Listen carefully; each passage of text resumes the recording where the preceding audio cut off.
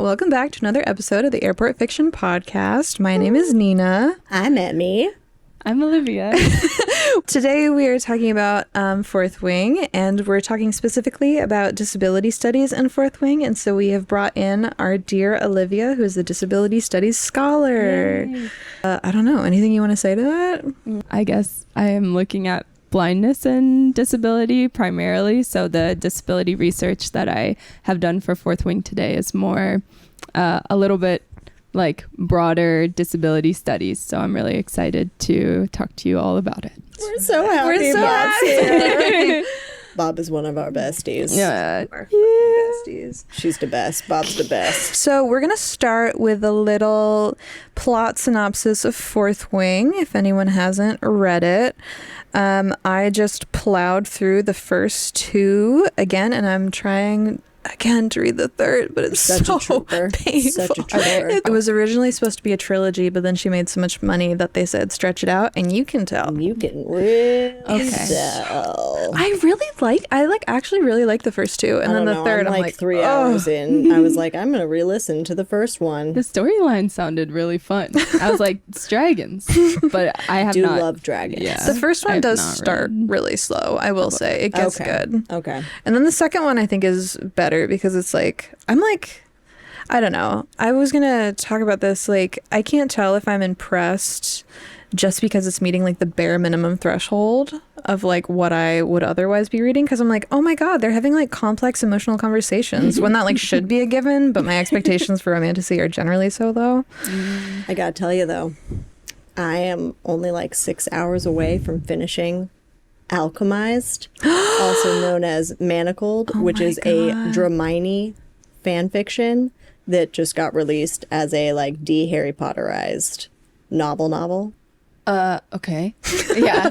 I'm like, Are you familiar with Dramini fan fiction? I can guess. You can put the pieces together. What's happening here? Whoa. It sounds horrifying from what you've told me about it. It's definitely gnarly. Yeah. And I'm having a great time. So the new I novel, cannot like, wait to talk it about changes it. their names. Oh yes, instead of Hermione, it is Helena. It's called Scrubbing the Serial Numbers Off. And then instead of Draco, Finally. his name is Kane. Kane. Like, and Abel? Yes. That's where I went with that. I'm pretty Yeah. sure that's right. Instead thank of Harry, his name is Luke, because she's really leaned into her love of Star Wars. Okay. Instead of Padawans, there are paladins. And I was like, I see what's happening here. I see what you're doing. Yeah, it's a great time. Highly recommend. It's a good sounds like fun. 36 hours long, and I've enjoyed every Holy minute of shit, it. That's long. Yeah, it is. Wasn't expecting that. Well, if you want to join the book club, Thank you. Yes. I actually haven't read any fan fiction, and that feels like a problem. I don't think ready. I have either. I'm ready to honestly. enter into the fan fiction world. Well, I just this need is like- something good. Yes. Yeah, it's Would recommend this. I would. I actually found a Spotify like audiobook of the original fan fiction, which I plan to listen to after I finish the like. Oh, putting 72 hours This is into a Roman I'm Empire. getting distracted by like wondering who the characters are and wondering what's changed, and like because I thought that she'd made Ron into a woman. And then I realized that who I thought was Ron the whole time was actually Ginny. And that Ron was just a way less big character Whoa. in this version. So it's distracting me, and I need to know who everybody originally was. And also like the good guys are like not actually that good. Or, anyway, that's not what we're here to talk about. Save it for the Alchemized pod. So I will give, a brief synopsis and jump in whenever you remember anything, just so that we're all on the same page.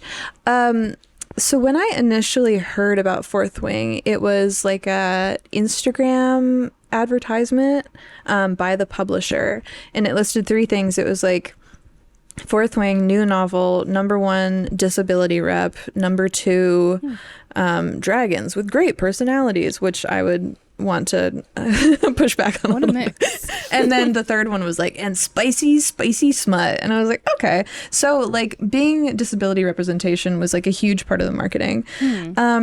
And honestly, in my last read through, because I had it on the dome, I came to like realize that like most of the plot like hinges on either her like trying to find accommodations for her disability, or as in like because she has to go through this like grueling physical thing and she's always trying to find workarounds, and then also the romantic plot is like which man like responds in a more respectful way is basically like the reason why she chooses one or the other. And so Violet, the protagonist, has a fantasy world version of Ehlers-Danlos syndrome, which is a syndrome that the author Rebecca Yarros has, as well as her children.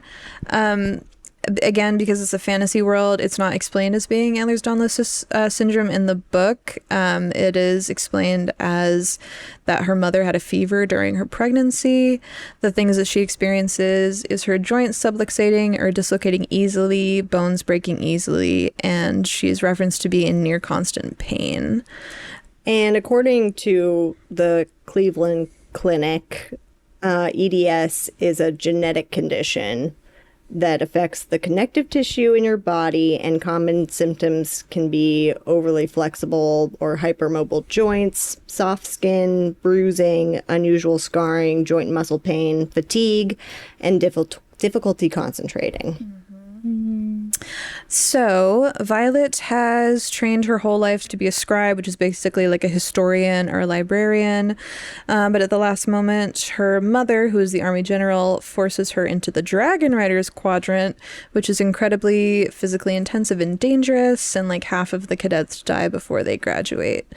And so the characters react to Violet's disability in several ways, not very subtly ever, but they will call her weak and frail and do the like eugenics-y thing of saying like, oh, she needs to die because she's the weakest link.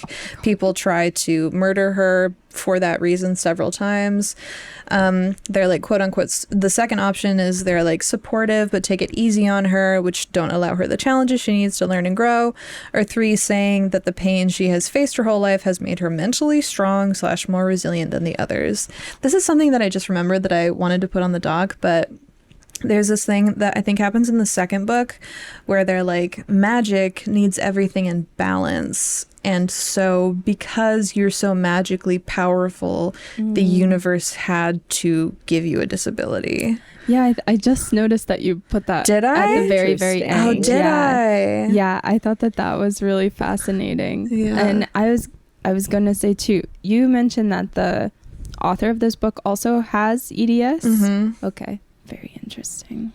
And it also, the book like pays attention to the medical reaction to the disability specifically, which feels like a directly speaking to the real world where like I don't know if conflict with doctors would be the right word, but like doctors not listening to patients and is definitely a thing in all realms of medicine.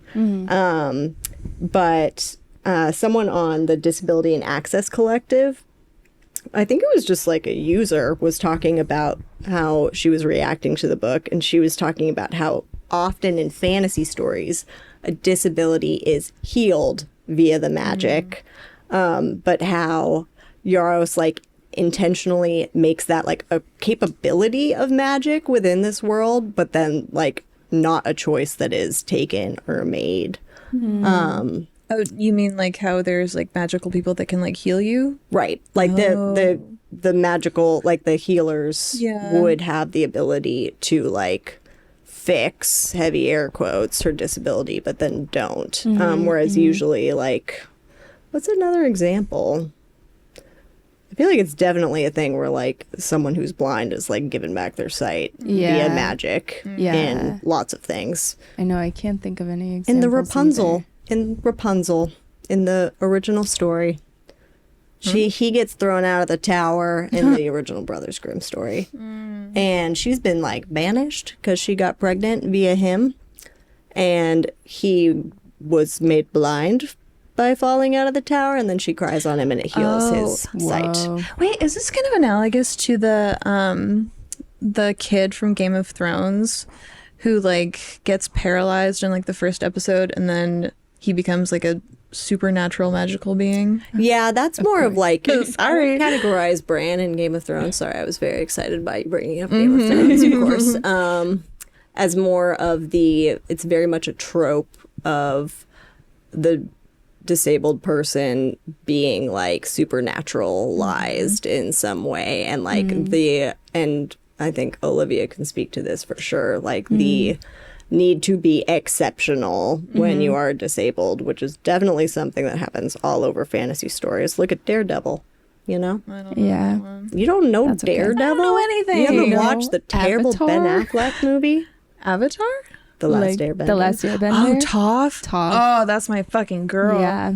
Even Toph is like a little super because she Yeah. is not just an earthbender, but she becomes a metal bender. So because of her blindness, she like surpasses even the level of just normal earthbending to like a higher level. Huh. Yeah. Whoa. Ben Affleck's thing. in the really bad, but like really so fun Daredevil movie. Have you It's seen fun. it? It's so Yeah. bad.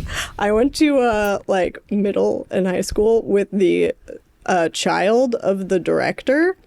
And I remember him bringing up Daredevil and me just being like, that's a terrible movie. And him going like, my dad directed that.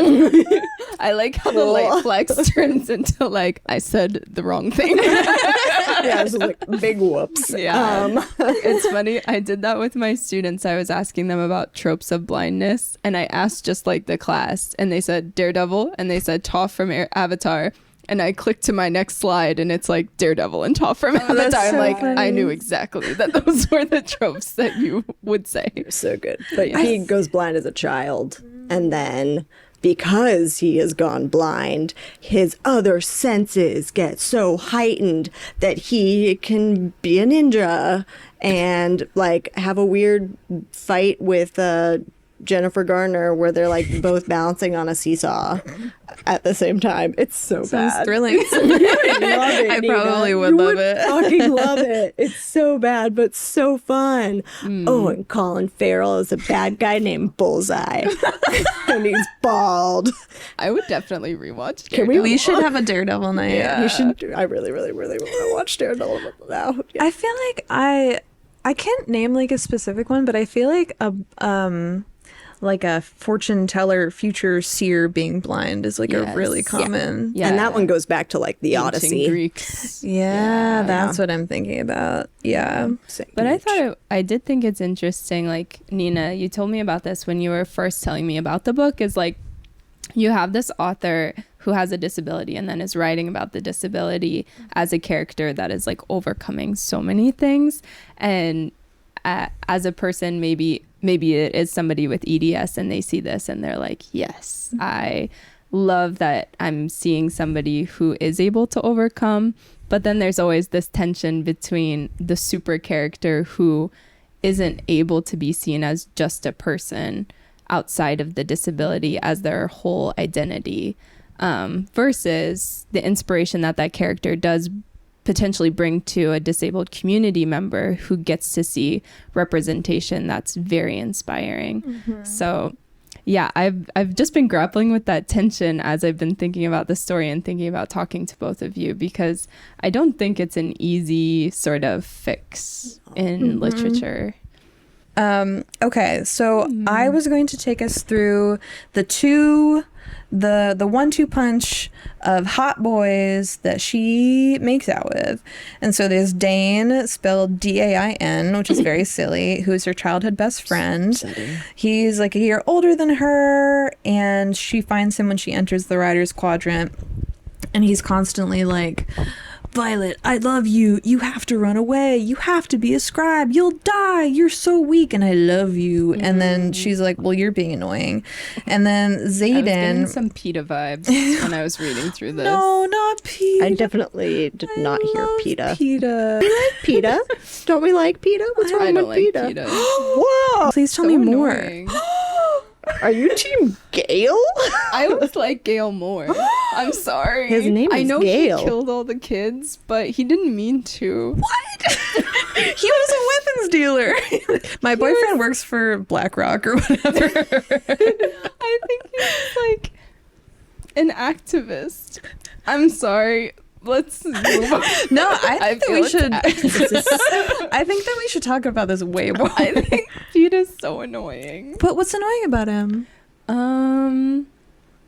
Did you read the books? He's not very direct. Or watch the movies? Yeah, I read the books. Okay. I was going to be like, I could see finding Hutchinson annoying. Maybe I should But reread not them with PETA a more himself. adult lens. I think I just always loved the love ideal of the best friend. Like, that felt very, like, comfortable to me. And I'm like, he knows her family. He's going to take care of them. Like, That is nice. I think I Gail. just grew up with the sort of idea that I would marry my best friend. And when I read the book as a teenager, I thought, oh yeah, she'll end up with the best friend. Like, even if now isn't their time together, he's shown her that he like knows and loves her through her whole life. And then there was PETA, who has been kind of watching her from afar, which creeped me out a little bit. And Bread boy. yeah. Good So boy. she helped him, which was nice, but then he never approached her again. Or he helped her, I'm sorry. He helped her in the beginning. This is like first read Olivia I think talking. that I Going back loved to him 16. so Yeah. much for like the different portrayals of masculinity, because like Yeah. Gale is definitely like, I'm a hard guy and I'm tough and I don't cry and I'm Even gonna though my name is Gail. and he like killed thousands of people. They were like, we can't capture this military base. He's like, oh, just kill everybody. But then PETA is like a painter and a baker, and Yeah, like that's why I in like PETA. in their relationship, like she literally is like the provider, and he stays home and like he's all paints a big sensitive spread, and I'm like, artistic. Yeah, it's sweet. Yeah. That's true. I love him so much. That all makes sense. But I love this conversation. So we got through Dane, and now we're going to talk about Xaden with an X. Oh yeah. That's where we stopped. He never takes it easy on her. He like trains her and like believes in her and whatever. And sorry, not whatever. It's very nice and supportive. But he also does the thing. He's like, because she's lived with constant pain, she's stronger than other people because she like has a disability. And she ends up choosing Xaden over Dane, and that like makes it clear that she's more attracted to him because he doesn't condescend to her and always like supports her agency. Yeah, so that's kind of like the how the main romance plot kind of interacts with the disability stuff. Any thoughts? Are you Team Dane or Team Xaden? I don't know. I would have to read the book. But I don't like condescension. No, that's not a good No. quality. Yeah. All men out there, especially that guy that said that one tweet to us. Wait, what? Respectfully, that's how we opened. Oh, yeah. I posted a video about feminist masculinity, so I have like several thousand comments of men saying like atrocious things to read through. It's really fun. It's a lot of. I didn't realize that people were like still doing like vintage sexism, like get back in the kitchen, retro. Like trad wives. Look, see, I know a thing. Hey, you do. I know a thing. Trad wives. It's They a were thing. like, Whoa. get back in the kitchen, and I'm like, if only you knew, I do not cook in my household. Only Noah cooks. Noah does cook. I've been eating yogurt for dinner for the last 5 you days. eat your weird egg. I was like thinking about that on the sweet drive eggs, sweet here. powder The egg, eggs. oatmeal, protein powder in a cup. Yeah, eggs and protein Microwave. powder microwaved, and it's like sweet. It's just really, really upsetting. Because I have OCD, sometimes it can take me a long time to leave the house because I have to like check if the stove is on a bunch of times. And sometimes I get almost halfway to school and I'm like, fuck, I have to drive back. And this morning I had that moment where I was like, oh God, did I turn the stove off? And then I was like, oh wait, no, I haven't cooked in the last 5 days, so there's no reason why it would be Nice. off. You're fine. Yeah, all so good. honestly, That it's worked very out for you. helpful. So back in how this relates to Fourth Wing, I also have this section about the various like disability accommodations that are brought up in the plot. And so one of them is that they have to do this like obstacle course in order to like qualify whatever. It's called the gauntlet, and she doesn't have the height or upper body strength to do the last two obstacles, so she finds like a workaround with like using a rope. And then some other people said that she's cheating and should be disqualified. That's another reason why they attempt to assassinate her. This isn't really in the right section, but when she has to like do fist fights with the other cadets, she poisons them beforehand. She like works breakfast duty and poisons them so that they're like weakened. And then once she is bonded with her dragon, she doesn't have the leg strength to keep her seat. And so Xaden with an X and her dragon work together to make her a saddle. God bless you. And yeah, and so people like make fun of her, and at the very beginning she's like, oh, I can't do that because there's this like really toxic environment in the war college where they're like, again, like eugenicsy, like, oh, if you're weak you should just die, and it's better for everybody else. And then they also think that like dragons only want to bond with people that are like physically strong and brutal. But her dragon is like, I chose you because you've got a big old brain. Taryn, I have a Taryn quote. Oh my God, please Wait, tell me. does the dragon talk? Oh, yes. Okay. They talk in her brain. Telepathically. They telepathic talk, which I got the sense later on in the novels. Yarros was like, this was a mistake. Why? Like, I can't get rid of the dragons are always there. And like, it seemed like she had to kind of come up with some plot devices to like block out the dragons. literally. She was like, this was a mistake. I've written myself into a corner. The dragons are just always chatting inside the head. Yeah. And then also because her dragon is mated to Xaden with an X's dragon, Oh my God. her and Xaden can also telepathically communicate all the time. Whoa. And so that's like a big thing when they fuck. They're like, these are my thoughts and this is how horny I am. And then they're like, oh my God, a runaway reaction of horny. Whoa. It's pretty intense. Oh man, I wouldn't want that skill. I think it'd be a little too much. Yeah. There was something I was thinking you said about eugenics. I wanted to bring up this, like in the beginning, that the word normal actually started being used more in English at the time of eugenics during World War II, as a sort of excuse for why they should extinguish disabled people. But the word normal was not used really in English before that, which I found really interesting because, if we're starting to get more into the disability theory around it, there is a text that I was reading about that pointed to Leonard Davis as a disability theorist, and he was saying that there is no actual normal body, which we have this sort of vague idea of what normalcy is, and we connect that to an able body, which also has a really complex history, starting at sort of a strong young soldier man who can fight for his country, specifically specifically soldier, and that goes back to what we consider as able body ideal. But the normal body, the way that we use it now, is really separated from both time and space, so it's not something that does have a concrete form, which also means that we can never reach it. So anytime we're talking about a disabled body, I think it's important to note that we are talking about a body or a mind that find it difficult to function in the everyday society that we've created for ourselves.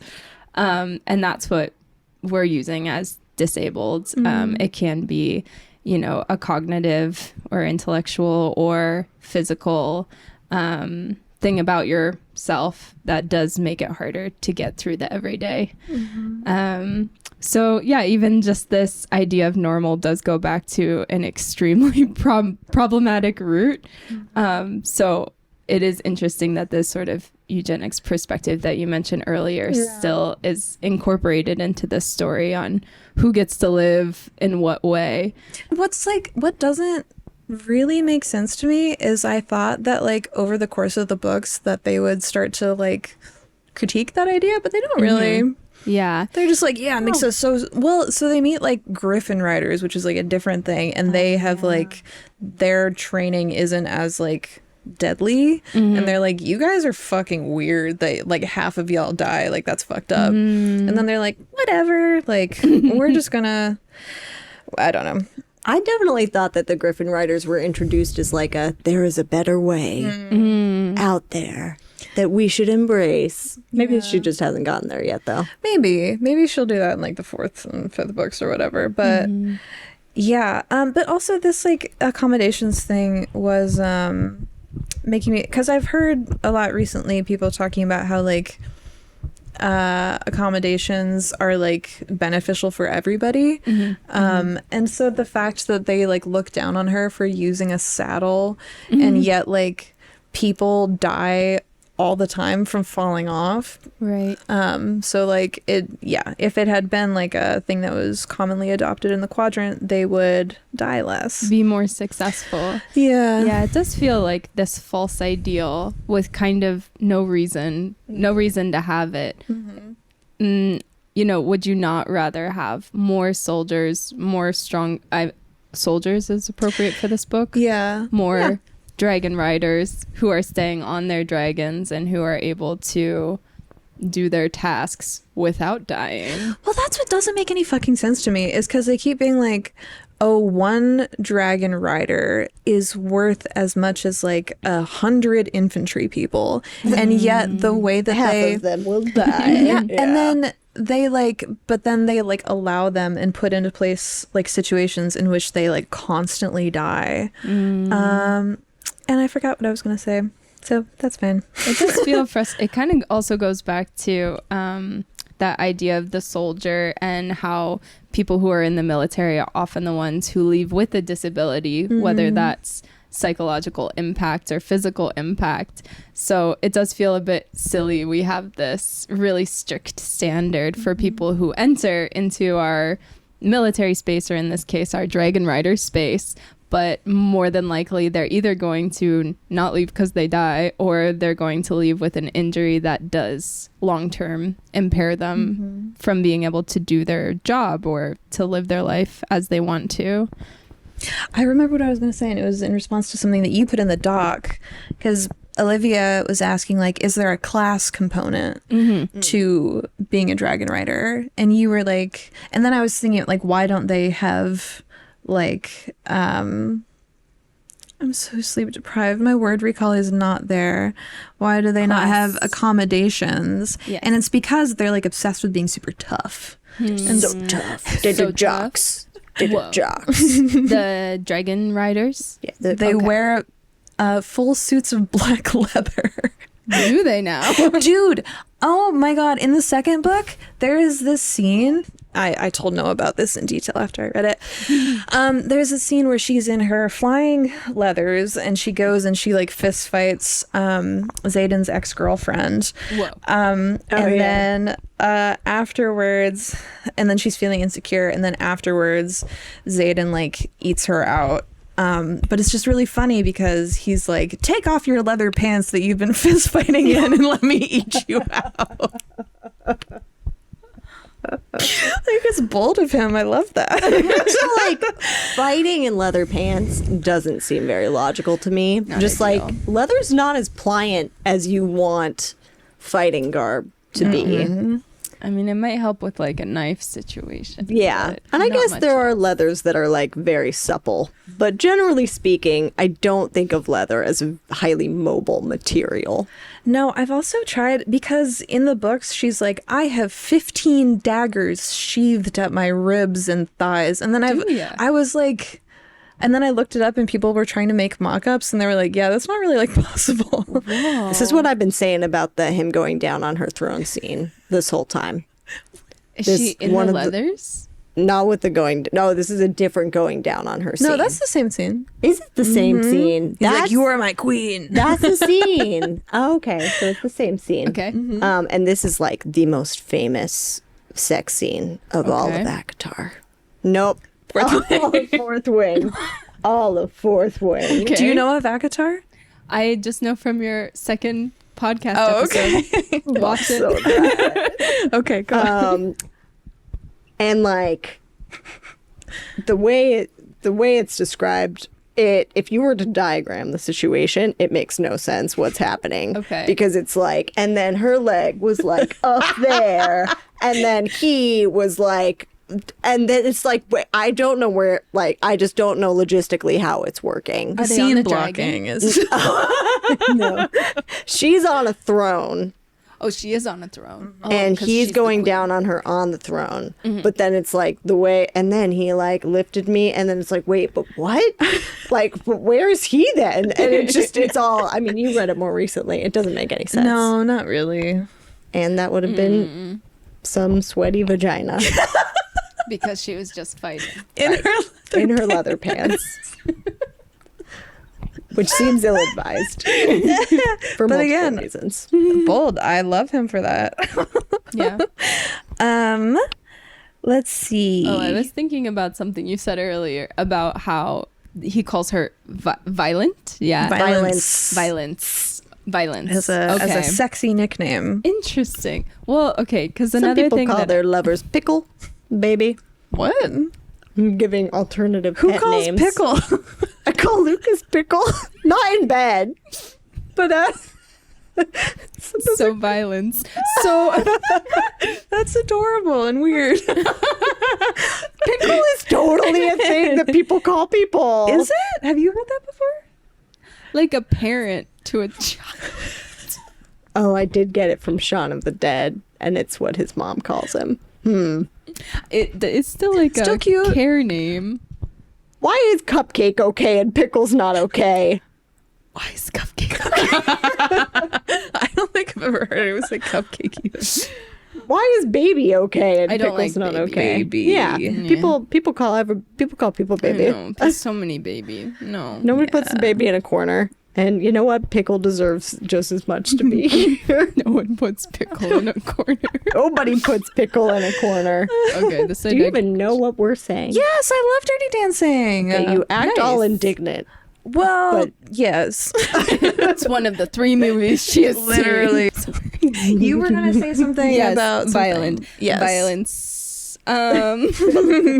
Because in the theory that I was reading, they were talking about how, you know, this type of term disability is talking about like deviation and how when we come to narrative, sometimes the person with the disability is not only deviating from sort of a normal, air quotes, normal body, but also a deviant as a sort of more criminal or like a person doing something that they shouldn't be doing. So I thought it was really cool that you were talking about how this character does create her own accommodations when she's fighting, because she is sort of a deviant in this way. She's going against the rules, but in order to, you know, bring herself to where everyone else is.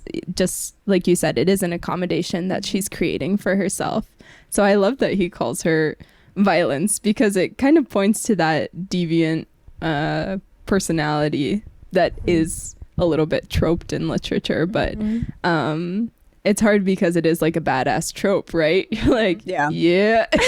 Well, and people in the book too are like, she's cheating and stuff like that. And so yeah, it just like underscores that for sure. Yeah. Well, it's interesting too, because she doesn't want the saddle at first. Yes. And then Taryn talks her into it. I'm going to do a Taryn voice now. You have to work just as hard. This is more manageable, if not harder, than every rider in the quadrant. Just because your body is built differently than the others doesn't mean you don't deserve to keep your seat. It takes more than a few strips of leather and a pommel to define a rider. That was Taryn. I really like that you included the in-text citation. Thank you. Did you put that in there? No. Oh, okay. I would not have. I was like, that's thinking- some really nice MLA cute. format. I mean, I have been doing my in-text citations on RG Docs. I did, but that particular one I cannot take credit for. And the only reason I didn't think I did it was because I don't have the book. One of the readers on the Disability and Access Collective said that this is a moment in the book that she calls an access hack, which I like that. I like that phrase. And she likes this moment for like highlighting what accommodations actually are and what they actually do, and like they're a tool of adaptation that don't make you less than, in her words. I really like the conversation around the saddle too, because I think that has to do with this also tension in the disabled community around hypervisibility and invisibility. The saddle, of course, would draw attention to her disability, so it's understandable that there was this push against it because she already feels so called out, it sounds like, in terms of her disability. And so this would add to the visibility of, or a hyper visibility to her situation. And then I say this tension because there is a sort of invisibility around disabilities as well. Like, the fact that they're not accommodating her does render her needs invisible to the community, or they are making her needs invisible. So I liked that there was this tension in the story. From what it sounds like, it is something that's really real. When I'm thinking about, the hypervisibility and invisibility, I'm mostly thinking about blindness. If you can think about me as a person with blindness, I'm not using a cane. I can wear contacts to help me. I can drive. So there are these elements that render my disability invisible. So although I consider myself inside this blindness community, there is a blind community that's hyper visible. They have to use a cane to be safe, or they have a seeing eye dog, or perhaps they're wearing a certain kind of sunglasses that render them hyper visible to outsiders, as immediately recognizing them as a person who's disabled. So I think what happens in that space is also it changes the ability for other characters to see them as a full person separate from the disability. One of the things it sounds like when you're talking about this story is that this character's whole identity is built around the disability, which does feel really interesting coming from a disabled writer, because I'm thinking that as we talk more in disability studies about how disabled characters are represented, there seems to be a trend away from that sort of character building as the whole character being the disability. Instead, there's a desire to see characters who are recognized as full characters with, a plethora of traits that aren't connected to the disability. The disability is just a part of who they are. And that conversation also goes with the sort of right to opacity, which I think you said, how did she become... Was there a description of how she had the EDS? It was her mother had a fever when she was pregnant. Okay.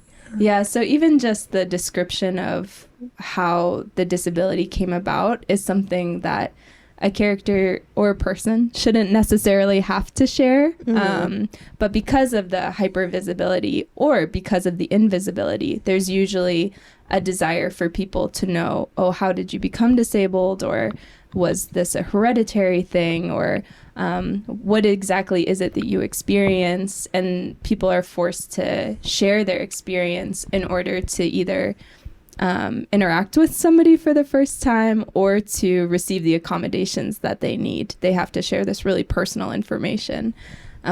So this kind of brings us back to the saddle again. She has to really explicitly name her needs through her disability in order to have a saddle that accommodates her. One related question I have is about the fact that her disability is never given name in the book. Correct me if I'm wrong. But it's definitely not called EDS, and it's never given a title. And it's never named as a disability either. Yeah, that's true. The word disability is never brought. That's even more interesting in some ways. And I'm interested in how that fits in with the conversation about hypervisibility and invisibility. Because is doing that... I mean, we've just spent quite a bit of time talking about how foundational the disability is to like her character and the relationships and like the narrative. Oh no, where'd it go? Yeah. No, it reminds me of the paper that I sent you about the French carer system. That I read a paper about how there's a certain type of caring structure where people with intellectual disabilities are not given a name for the disability by the caretaking team. So basically, the carers are interacting with the people at the home, and they're never saying, oh, this person has this and this person has this. They just point to the symptoms or the needs of each person and how the carers can best take care of them. And they said that it's a way of giving sort of agency and identity back to the person, which I think is pretty cool. Yeah. Yeah, and I was thinking, like, on the one side of not giving it name is it again seems like sort of straying away from the medical model of disability and more into the like disability studies model of disability, where it's not like and this is pulling from my guy Foucault. Theory Corner. Da, da, da, da, da, jingle, jingle, jingle, jingle. We've been in Theory Corner this whole time. Noah's going to write me a jingle for Nice. Theory Corner. Yes. I'm very excited about it. It's going to be great.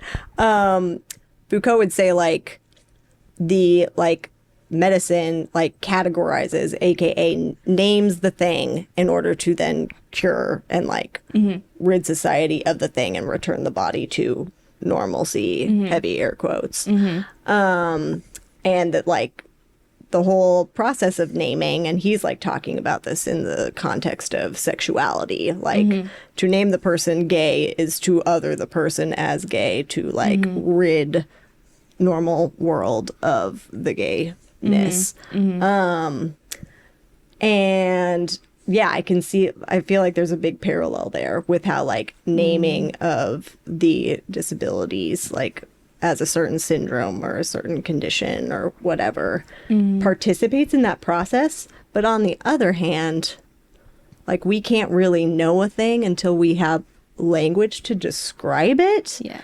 And, like, it doesn't socially exist in the same way, even if people have, like, the lived experience of having a certain disability and the social experience of having a certain disability, until it is a term, like, until you can articulate it and even to an extent label it as something, it doesn't, like, exist with the same level of concreteness, and so is therefore, like, more invisible. And but then by naming it, you make it hyper visible. So, like, how do we find the in between spot, the sweet spot? I had this question a lot because there's a really wonderful documentary about disability, specifically when the ADA was introduced in 1990. It does all the background of when the disabled folks were protesting, and there are so many activists for disability representation and disability rights, but in our law there was no disability. There was air quotes, there was no sort of language, exactly what you just said, that could define what this thing was that people were fighting for. So, you know, we've seen this with with the feminist movement, with the civil rights movement. You have people saying, well, we're not recognized under the law and we need to name the thing in order to get the representation. Have something to rally behind. And right. So that was even necessary, for example, to have the ramps on the sidewalks, to have elevators in buildings. There was a really moving part where a woman was talking about how at her school the only women's bathroom was on the second floor and there were only stairs. So she either didn't go to the bathroom all day at school, or she found a way to just go into the parking lot, lift her leg onto a car and pee on the ground so that she could just continue being at school all day. So there, you know, if in this society that we live in where structure is based on law, we do need to name these things into law to have the representation, but then it adds to this this difficulty with, okay, I need to name this thing that I have in order to have it recognized, which can be really tough. Right. The thing I wanted to go back to, what was raising interesting stuff, was when you were talking about, like, I think that I kind of misspoke earlier when I said that, like, the plot kind of, like, hinges around her disability. Mm-hmm. Like, the romantic plot is definitely hinging on it. The, like, physical plot is as well. But she definitely has, like, a lot of character traits, like strong character traits that aren't related to her disability. Mm-hmm. But what's in, like, so because she trained as, like, a scribe, she's like she's known as being, like, very smart, very well read, and she's, like, very bold. And so what's interesting though is that, like, these character traits of hers are often brought up, like, in context with her disability. So people will be like, oh, you're, like, we should kill you because you're the weakest link. And then other people will be like, no, she, like, is smart though. And they put it in context as though, like, it is only because, like, you have these strong qualities and this, like, big old brain that, like, that makes up for your disability in our society. So it's interesting. I'm wondering if that, like, brings up anything. It does. Well, and although all of these things are true, it's still surprising that this is marketed as a disabled story. You said the number one that you saw was marketed as a disabled story. And yet it doesn't say disability within the story. Yeah. The first time I read it, if I hadn't seen that Instagram post, I wouldn't have, like, realized. Because she does kind of talk around it. And again, it's kind of like once you know, it's, like, inescapable. But I think that people could easily, like, not recognize it. Like how she does it with race. But we'll get to that in a different portion. Yeah. It's not unrelated, though. It's the race and disability convo. Because I think fans who are okay with it not being named as EDS and with the race being... they're not there, Like retconned representation, would say that, like, well, this is a fantasy world where race doesn't function the same way. Like, color blindness could hypothetically, like, kind of exist, and you could just throw out that someone has tawny skin and then just move on, and then that would be fine in a different society, in a different world. EDS, it was named after the doctors who first wrote about it, and they wouldn't exist in this fantasy world. I don't really know how much that argument works for me, because I would say that, like, the fantasy world, like, fantasy is always concerned with the real world to some extent. So, like yeah, it's not, like, America, but, like, it's always talking to America, or pick whatever country you wish, the planet Earth. But yeah, I think they're related, the race and the disability. That was the point. Yes, that's why I was talking. Yes. I'm also becoming obsessed with, like, trying to pick out like, turns of phrases and words that she uses that only exist because of the internet. Zayden was like, we are endgame, and I was like, come on. That's, like, my biggest... when I was re-listening to it, someone said a phrase that felt very, like, Middle-earthy, and it was like, I don't know, the way the sentence was structured was like, and thou hast to walk the parapet or something. And then she'd be like, whatever. And I'd be like, what? No. It's like my biggest pet peeve is when, like, they try to talk fantasy-ish, like high fantasy-ish, but then also are speaking very colloquially. Yeah. I've definitely ranted about this many times, probably on this podcast. But that is And I so feel you every silly. time. Like a mismatch in the dialogue. Yeah. Ugh. Like when she says holy fucking hot. Oh, yeah. Like, she swears a lot. And I'm like, well, and see, too, like, if we're following the logic of, like, this isn't the real world, then it's like, well, and someone on the website I was reading was talking about how, like, it says at the beginning that this was translated from Navarre, and I was like, well, then some of these colloquialisms, how's this translation working? I guess From that's what Navarre? translation is. Oh, that's the language. From Navarre, the dragon language? Or dragon Navarre people? is like the country, and the Navarrian is their language. But that is just... But then, yeah, apparently it's like it's acting as though it's a historical document. I guess you Oh. could translate Navarrian into holy fucking hot, hypothetically. Yeah, I'm sure they have their own swear words, but it's jarring when Yeah. the translator just did a bad job, is what I guess the problem is. Just to be clear, there's translating. no translator, right? No, it's There- like a fictional Okay. device. Yeah, That yeah. feels like a cheat sheet, kind of like a cheat out. Okay, if the dialogue doesn't work, it's That's just a true. translation from Navarrian. So that people like us cannot get mad about her saying holy Yeah. fucking hot. and end game. And endgame. Endgame. Ugh. Can I tell you about the dick joke In the book? in the book? Yeah. They're on a roof, and she says, "Oh, I heard it's going to snow. I think we might get 7 inches tonight." And he said, "Maybe more if you're lucky." Which also just the fact that like it's canon that he has like an 8+ inch penis is like crazy Whoa. That is large. large. So It's more than a foot. That's Callback. Nice. I was like gonna make another joke about like why would they have the inches system, no, that's true. That's real. but that could be a translation thing. But this is But literally also, I don't know how many inches are in a foot. Yeah, go on. for my masculinity studies. I was reading this thing about like masculinity in the romance, which I should have like brought some notes on. But it's they call it like spectacular masculinity, and that he's supposed to be like a spectacle in every way, which is why he's like 6'7" with like a 10-inch penis. And she's like, I barely come up to his collarbone. But like, really? And then whenever they kiss, she's like, and I just noticed that my feet left the ground. I'm like, he's like the Hulk. Anyway.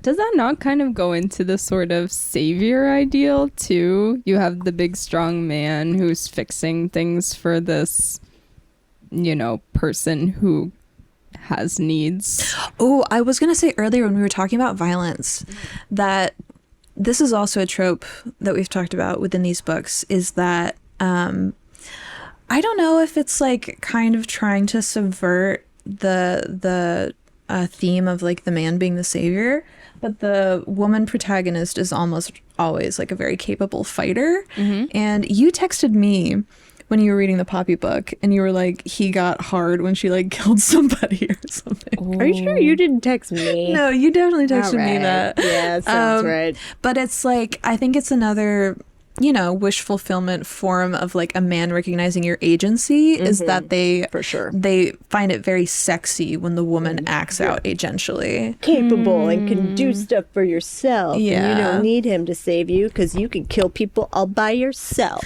But my other fucking topic, which I've been saying for years, is that in these books, they're constantly saving each other. He has to save her from being kidnapped, and then she has to save him from being a monster, and then whatever. They're always going back, saving each other's lives. And the reason I don't like this is because, and then they get married, and I'm like, but you still don't know who does the dishes. You don't know what the laundry situation is like. You don't know your compatibility. What about paying your taxes together? What's right? the division of labor? Well, that's the other thing. That's another part of spectacular masculinity, is that in the second book, they retcon that he's like a king.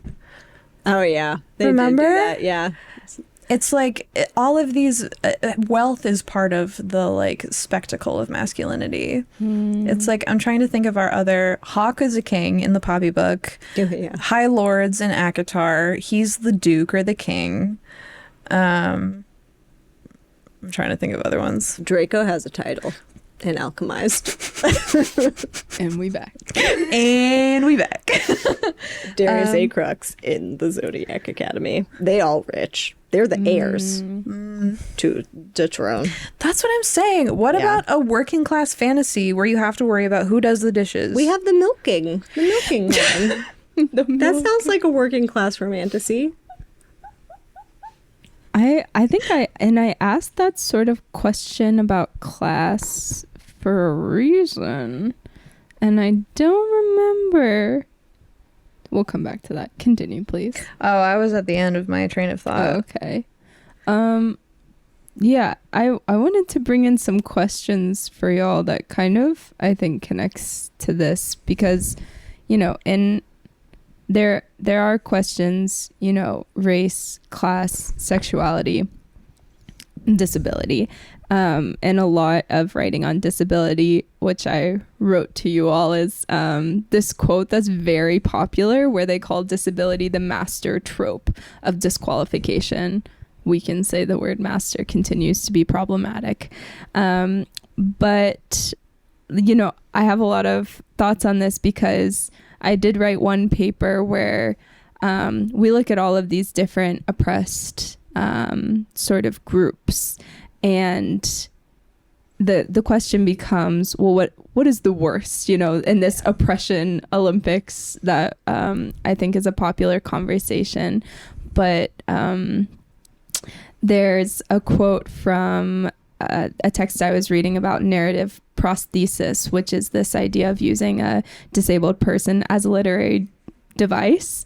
And the quote says, as feminist race and sexuality studies sought to unmoor their identities from debilitating physical and cognitive associations, they inevitably position disability as the, quote, real limitation from which they must escape.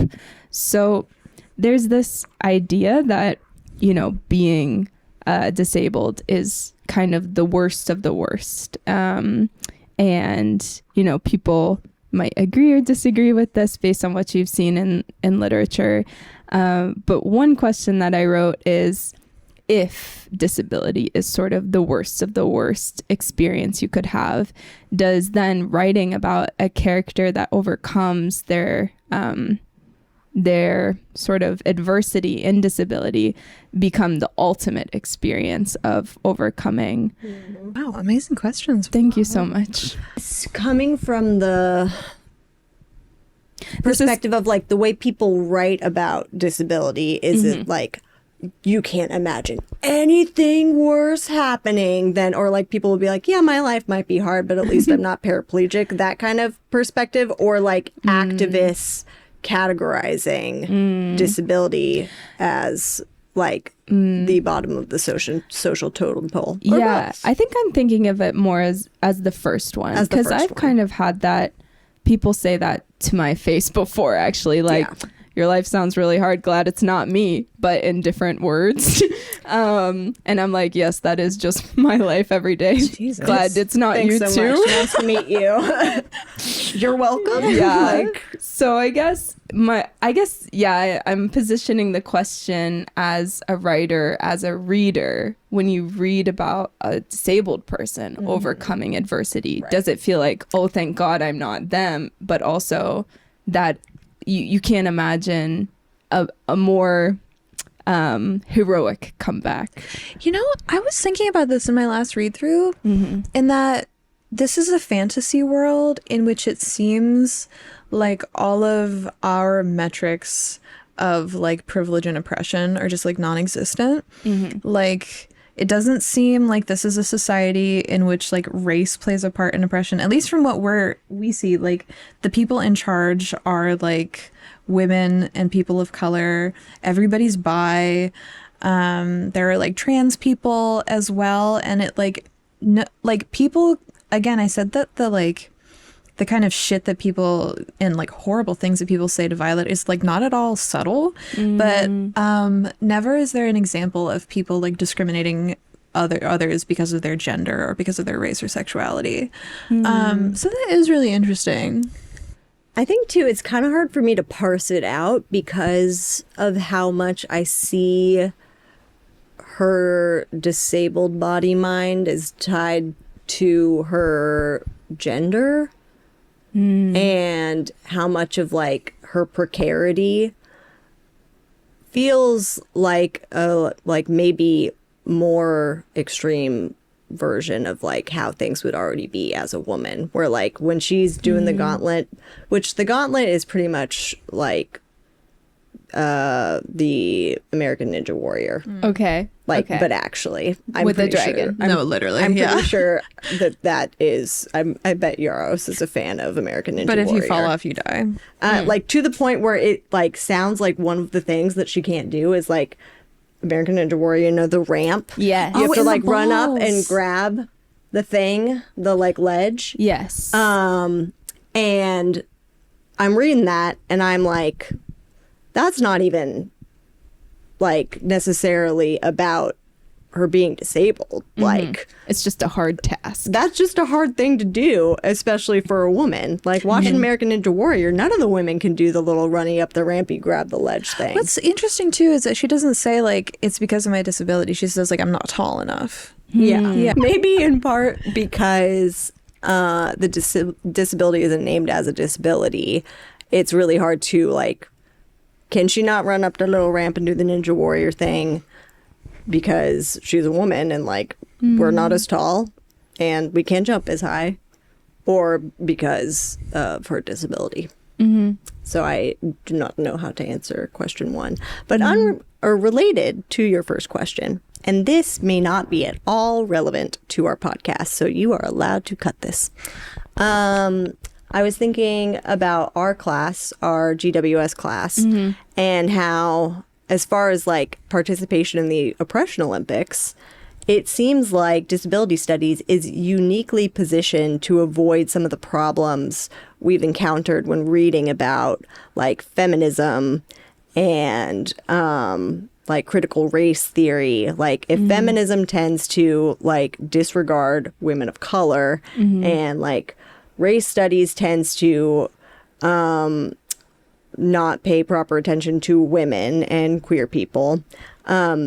And if the goal is like embracing a certain heterogeneity of the people and heterogeneity and intersectionality, disability studies seems uniquely positioned to do that because of what a variety there are of the experience of disability, where like you have physical disability, mental disability, or I guess psychological disabilities, like developmental disabilities, sensory disability, where like the heterogeneity is kind of like built into it in a way more than like race, or at least the way we think about race. Because I guess heterogeneity is actually built into race, and the problem is that we're not thinking that it is when it is.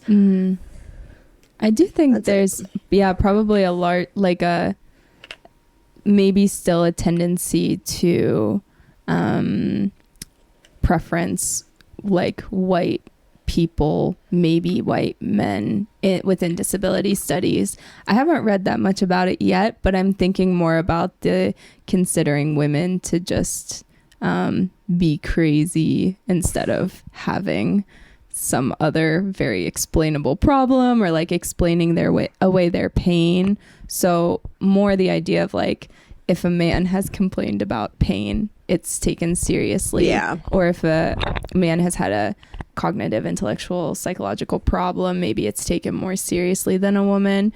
And definitely white people always are being privileged in that sort of knowledge of themselves. Or on the flip side, you know, a lot of Black women have not been given proper medical care that might lead to a disabled body or a disabled mind or a mental health crisis because they're not receiving the care that they need. So I do think there's an aspect of disability studies that recognizes there's still a sort of privilege hierarchy. Yeah. I guess I was thinking about it in terms of like, I don't really think of people as like ranking disabilities as like being more or less disabled. I think intellectual or cognitive is much less now more so. Yeah. Now more so. But if you could see the disability, I think they're like, right, that person needs help. Let's Right. help that person. Right. But if you can't see it, the I more feel visible or the more hyper visible Yes. rather are the more seen likely as to receive more. more care. Yeah. Or recognition. In the, is it barley? I was like, Barley. Noah? Wait, Noah's on a plane. No, come up here. Yes. Barley, hi. Hi, Barley. No, What do you we think? don't.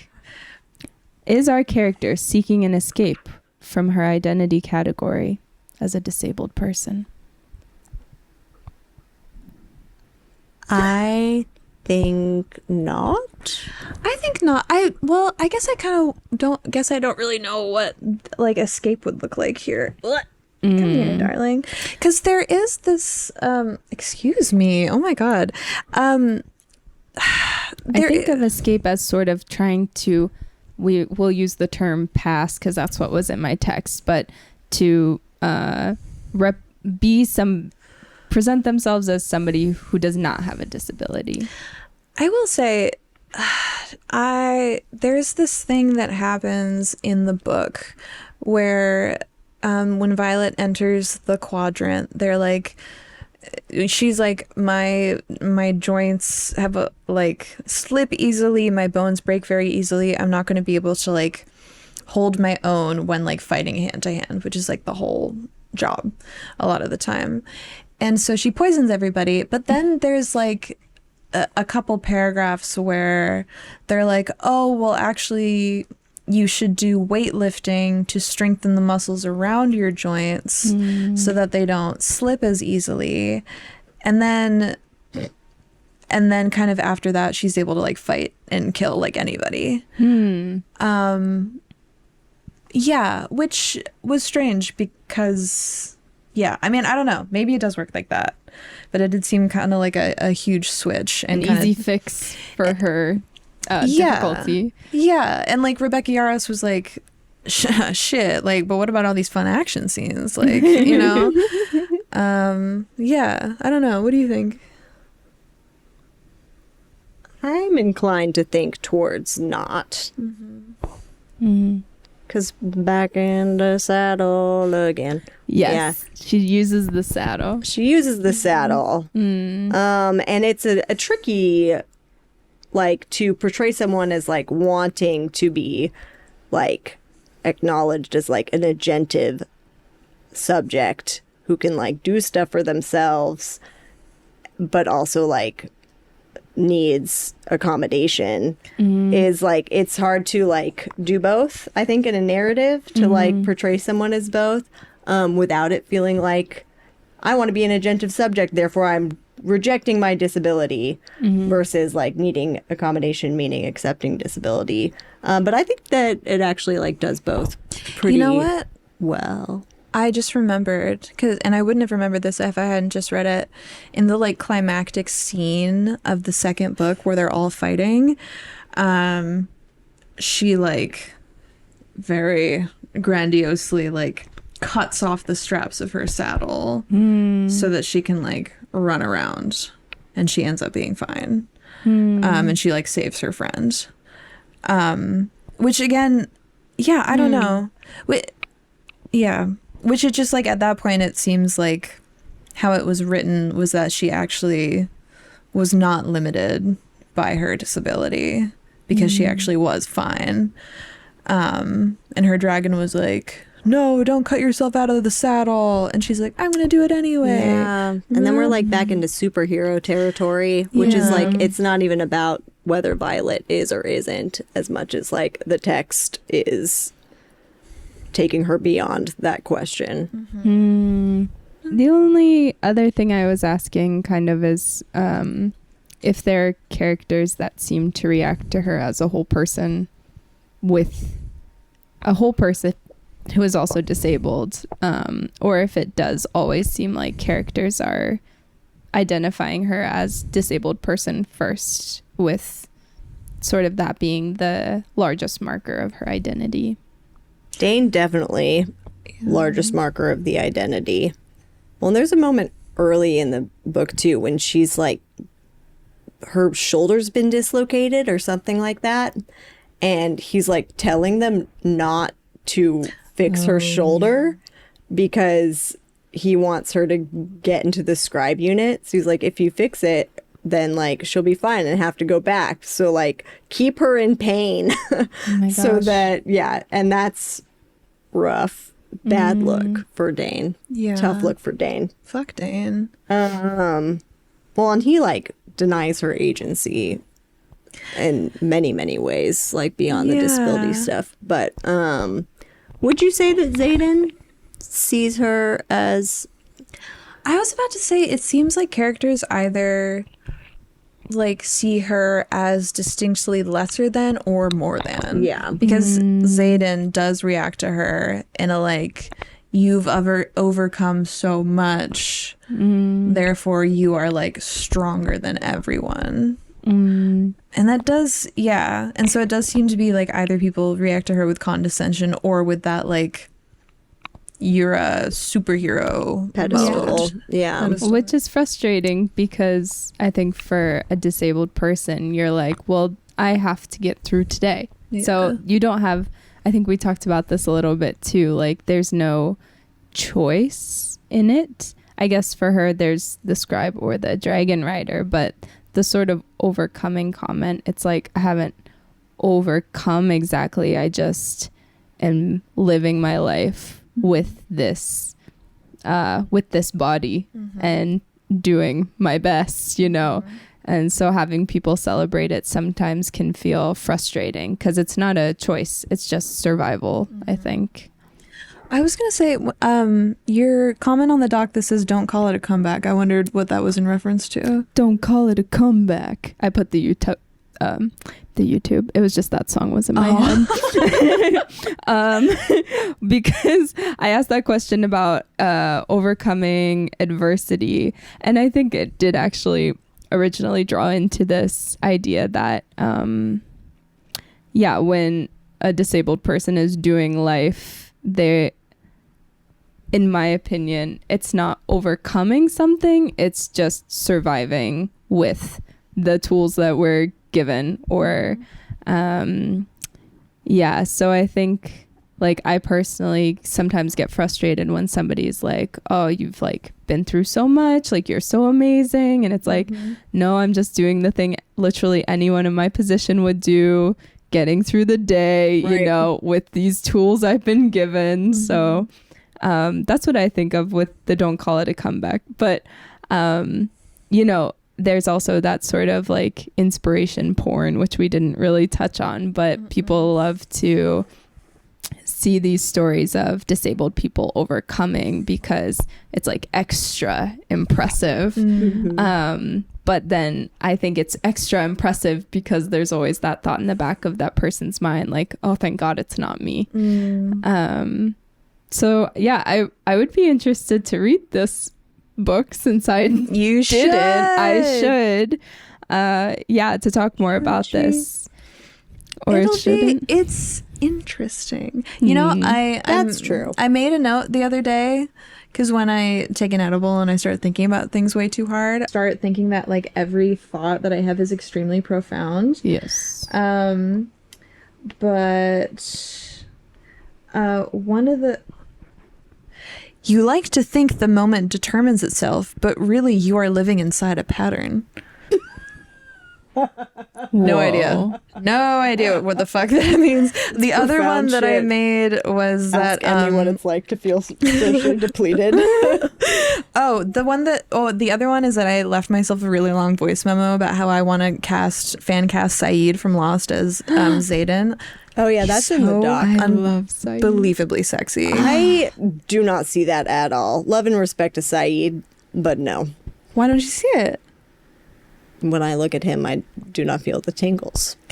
Well, okay, this is the conversation that I want to have later.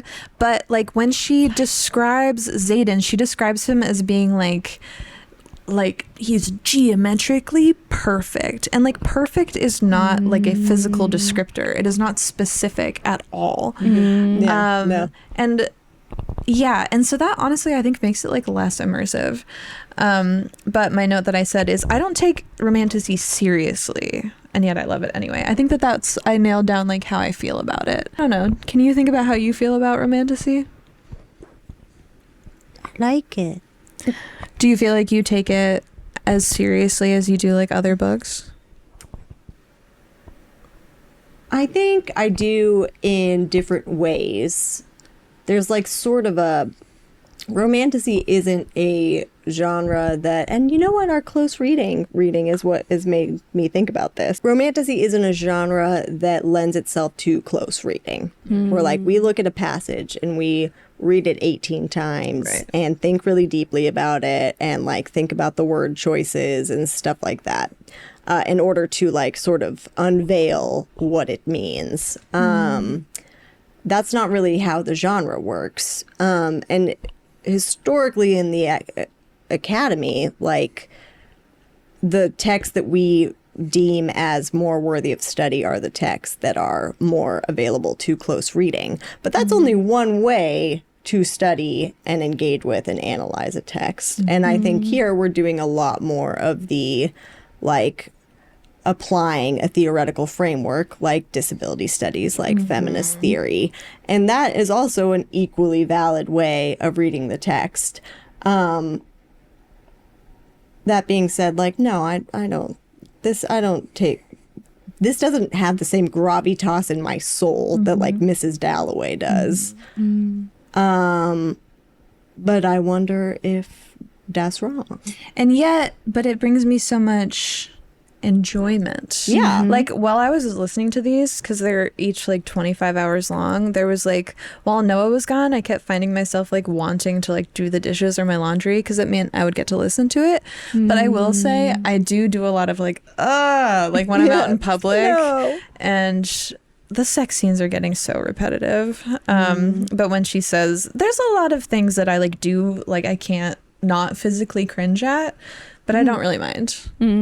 It's like how Madam Web is my favorite movie ever. I will definitely have listened to Zodiac Academy more times, all 7 books, more than I will have read Mrs. Dalloway when I die. I think I've read Fourth Ring like 3 times by this point. That's many times. I know. That is many times. I would recommend it even if just as an experiment. Yeah. And you know what? I really enjoyed it the first time. And then I think I got annoyed with the whole thing. But also it's so fascinating, which is like the thesis of our podcast, obviously, like what it's like why people like this and why that's that a lot of the readings that Mock had recommended to me were about like genre fiction and why it's important. Look at how fucking cute she's being. Why did Mock give me these readings? Yeah, what I'm hearing is like it's a very accessible text, which actually is its intersection with disability studies, because what I'm learning is that disability studies and disability theory is supposed to be also very accessible theory and like written in a way that people aren't spending hours having to close read it to understand what the theory is trying to share. So I like that as our where disability theory and romantasy meets. Indeed. Thank you so much to our guests. Thank you for having me. Thanks for having me. It was so wonderful. Our wonderful Love your scholar. pod. Big fan. We love you. Yes. Yeah. Thank you for sharing your wisdom and knowledge with us. Of course. You have much of both. Anytime. Thank you. And if you ever want to read some crazy smut, you can join our book club. Thank Honestly, you so read much. the throne room scene just so you can like tell me logistically how okay. how I'm interested after your I can bookmark it for you. description. Thank you. perhaps you should. I also want to hear more about the dragons. They sound cool. They're Karen. cool. Yeah. That is actually like my main critique is that she's telepathically linked to these like ancient beings. So and cool. all they do is bicker. Yeah. All she does is like be quiet, like, and then he like makes fun of her about her sex life. And I'm like, don't you want to have a conversation with this ancient fucking lizard? Yeah.